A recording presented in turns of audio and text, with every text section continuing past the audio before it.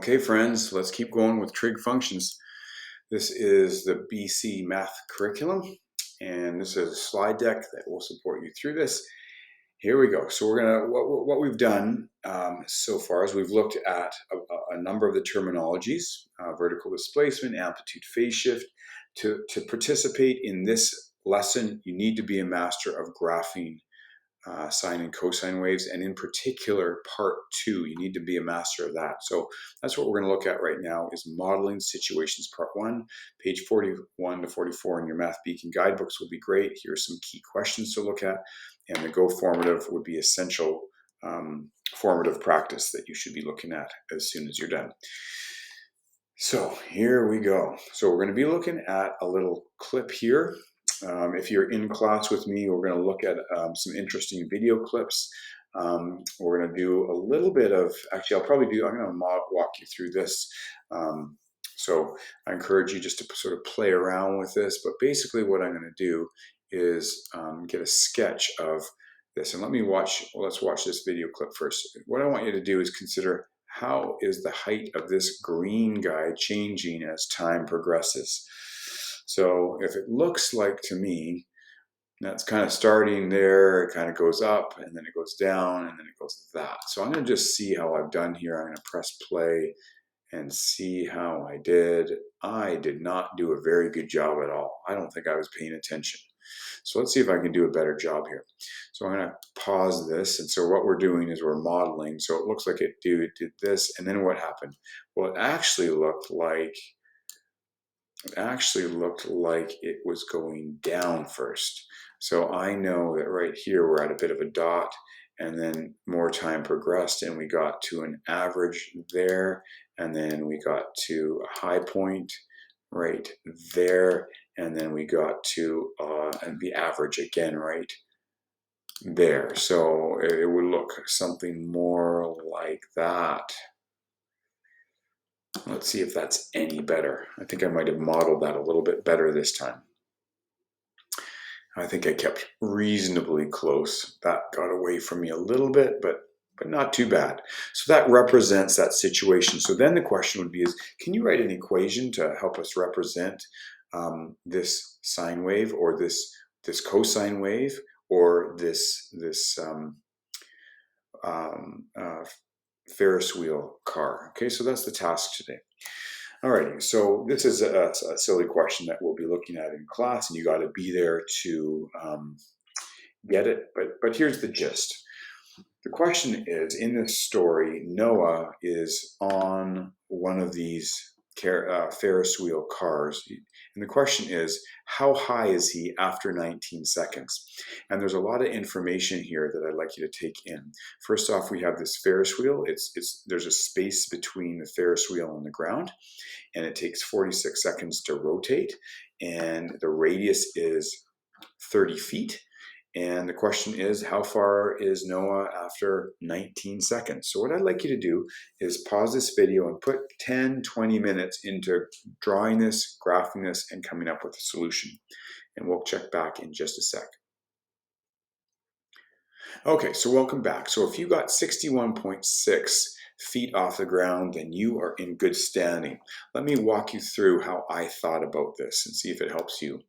Okay, so the first thing that we're going to get is he gets on it at a low point, goes all the way to the top, and goes down to the bottom. Well, that allows us to answer a number of important questions. The first being is that the amplitude would be 30. That's the same length as the radius. We can see that.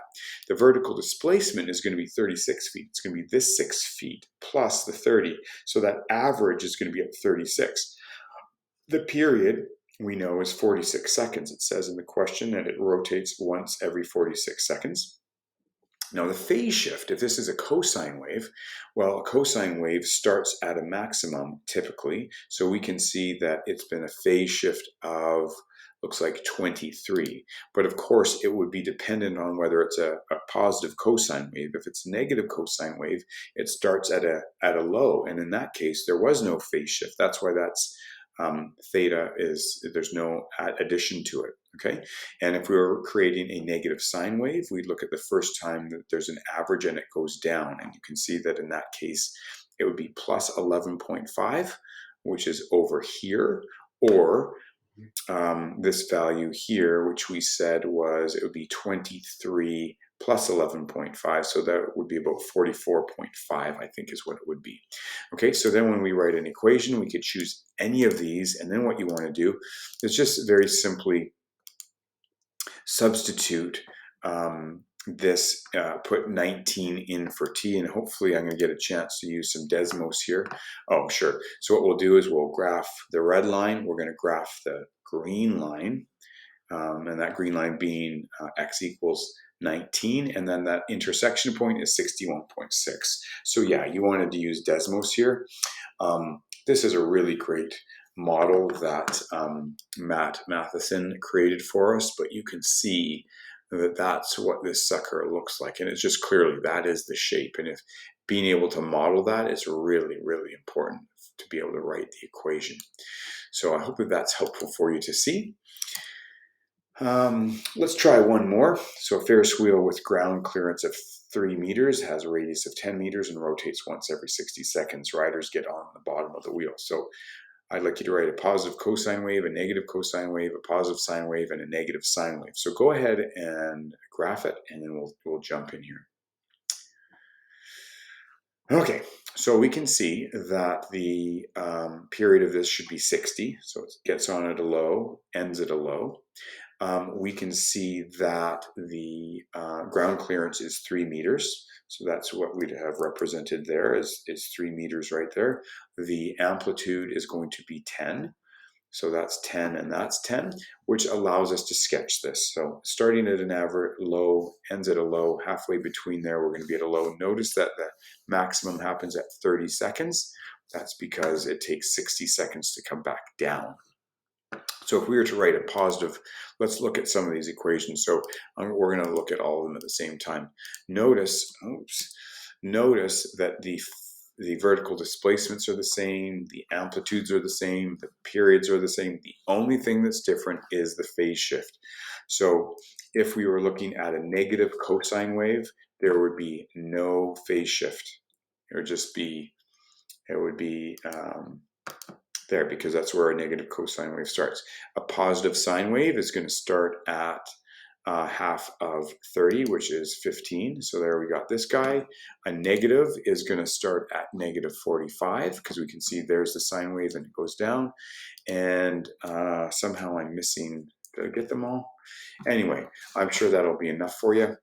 And let's continue on. And how long did it take the passenger to reach a height of 22 meters? The answer would be 22.3, and we will show you how we did that. So again, what you'd end up doing is you'd sketch the wave in Desmos, you'd graph the line at a vertical y equals 22, and you could answer these questions here. So there's its first height after 22.3 seconds, and there it's above 22 up until 41.6 seconds. So the gap there we could easily calculate would be 19.3. And of course, if you wanted to figure out what was that question asking? How high will the passenger be after 40 seconds? Will they be at 23.4? And all we did there is go graph x equals 40 and find the intersection point on Desmos. So hopefully that's helpful for you. We're going to call it there.